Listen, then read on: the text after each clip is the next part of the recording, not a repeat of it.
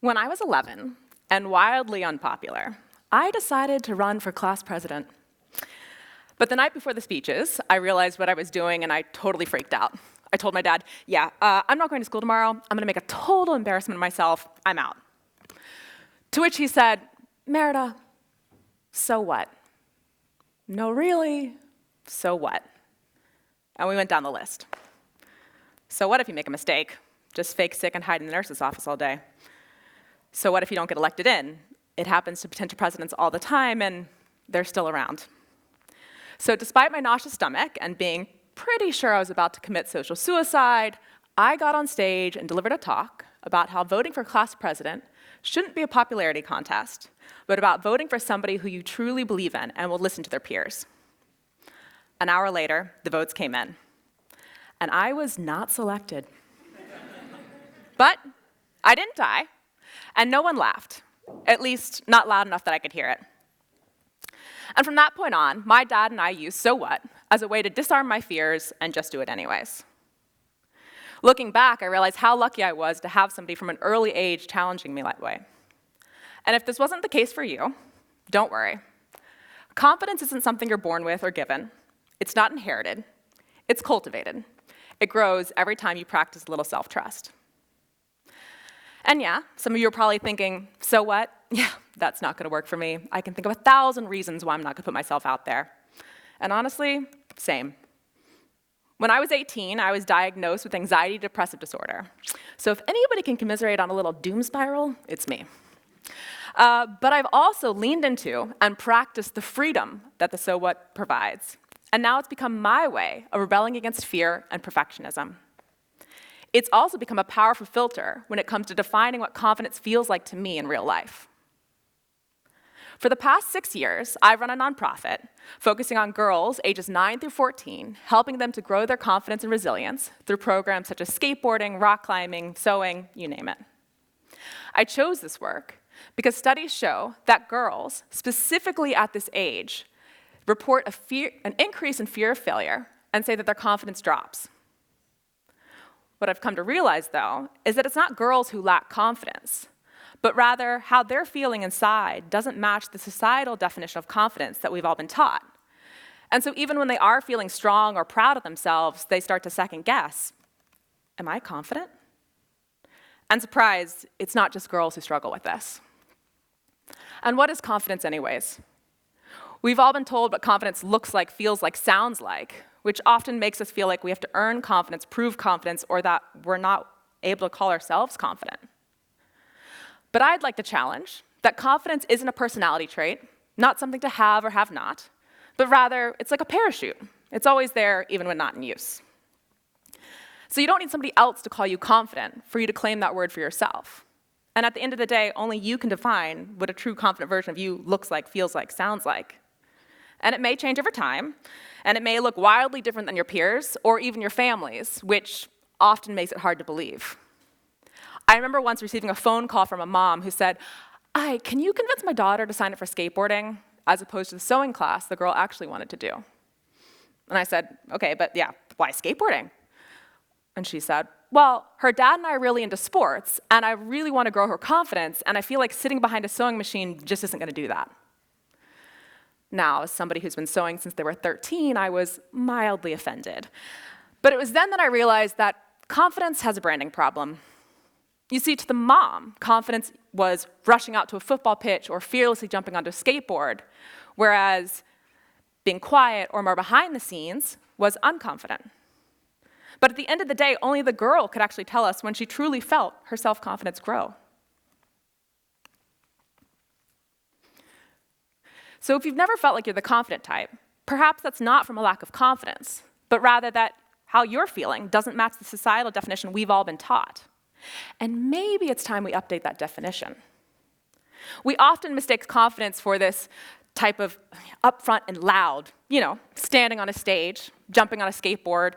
It's a performance, it's that external show, that posture, that charisma that gets celebrated, AKA the extroverts. Actually, studies show that outgoing people are more likely to be perceived as confident and are more likely to perceive themselves as confident, whereas introverts are less likely to self-identify as such. But that loud and upfront version of confidence, it's just one version. The one we've been taught to admire because it's visible, it's easy to spot. And therefore, we've confused visibility with validity, as opposed to something more authentic and individual. By redefining confidence for yourself, you're also creating space for others to redefine confidence for themselves, which, to be honest, is pretty badass. When I look back on my life, there haven't been many, if any, moments where I felt, I 100% got this. In fact, most of the time, my confidence, with a little help of so what, looks a lot like, yeah, let's give it a try. Kind of like how I felt when I accepted this talk.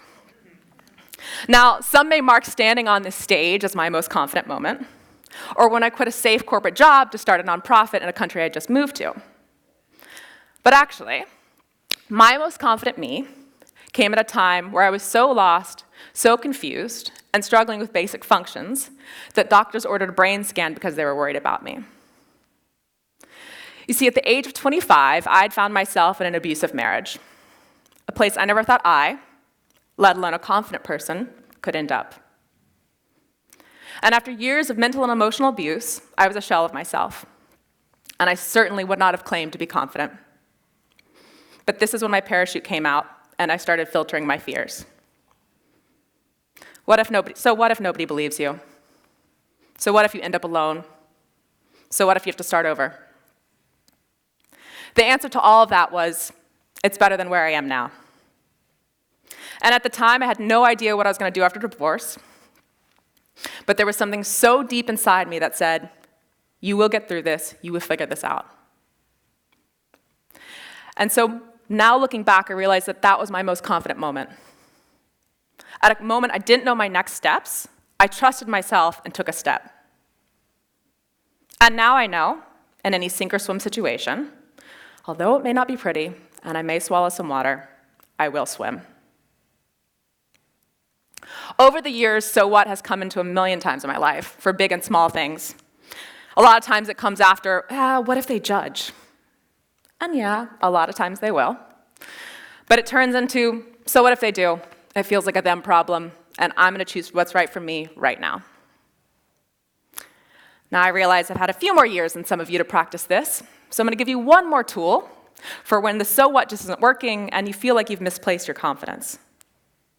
You see, the one thing they don't tell you about accepting to give a TEDx is that there will be a moment, or in my case, many moments, of which you think, oh my God, what am I thinking? Why did I do this? Who am I to speak on anything? Let alone confidence? I didn't use slides. I have no idea where I am in my talk. So yeah, I needed to call in some backup. Or as I like to call them, my hype-up crew. A select few people who I know will give me the honest answer in the best possible way. And I called them, and I shared, or word vomited, hi, I have accepted to give this talk in confidence, which now I've totally misplaced, and yeah, I'm freaking out. I'm all over the place. Did I mention about the slides? Yeah, big mistake. So help me, what am I good at? Now, this could be your friend, a coach, a teacher, or even ChatGPT. Honestly, ChatGPT had me feeling like, wait, am I incredible? But in all seriousness, the best part about asking somebody you trust to hype you up is it'll probably hype them up as well. You see, research shows that when we help somebody else's confidence grows, our confidence grows as well too. And so what if you don't have it all figured out? Confidence was never about certainty. It's about doing it even though you don't know how it'll go. So I called my hype up crew, and they help me out. Oh gosh, sorry. No, I was going the right way. You don't know how it will go. And at the end of the day, only you can define what confidence looks like. Strong, upfront, messy, unsure, it all counts. And yeah, there will be times where it feels like you've misplaced it or lost it, but the best thing about something that's been lost is that it's just been misplaced, waiting for you to find it again. You just have to talk to yourself like your mom when you've told her you've lost your bike key. When was the last time you used it? Think back to a moment, just one, where you trusted yourself enough to try. Maybe it wasn't big, maybe it was so small nobody noticed. Maybe it was at your time, you were at your lowest, but you chose yourself. That's confidence. It lives in those moments. And it's for you to find and define. It doesn't have to be visible to be valid, and it's in all of us. Maybe it's just waiting for a little rebrand. Thank you.